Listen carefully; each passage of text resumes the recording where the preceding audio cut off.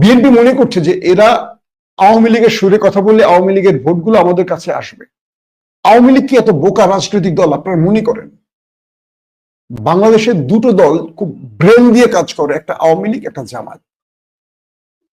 আর যারা ব্রেন ছাড়া কাজ করে গায়ের জোরে, তাদের নাম বিএনপি।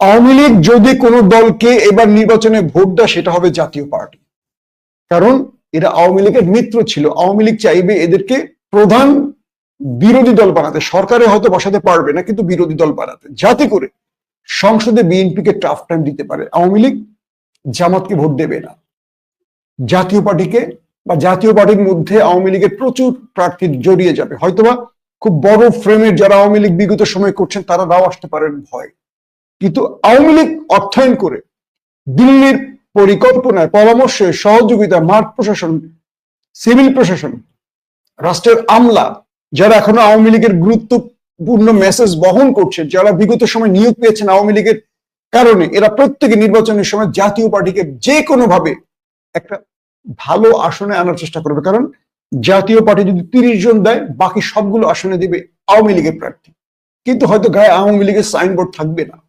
আওয়ামী লীগ এই কৌশলটা নেবে। বিএনপিকে কেন ভোট দিবে? আমি বহু আওয়ামী লীগের নেতাদের সাথে বা কর্মীদের সাথে কথা বলি, তারা আমাকে বলে যে বিএনপি এখন যত ভালো কথাই বলছে এটা আমাদের ভোট নেওয়ার জন্য। ভোটের পরে বিএনপি যদি ক্ষমতা চলে আসে, আমাদের পিঠের ছাল বিএনপি রাখবে না। যারা 5 তারিখের পর যেভাবে আমাদেরকে দৌড়েছে, আমাদের ব্যবসা বাণিজ্য সব দখলে নিছে, তারা এখন হঠাৎ করে সুর পাল্টাচ্ছে কেন?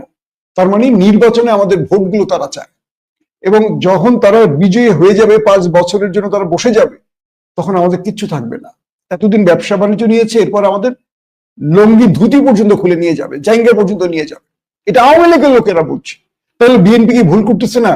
এই যে কি ফজা পাগলা, হাবিব পাগলাদেরকে মাঠে নামিয়ে দিয়ে কি লাভ হলো?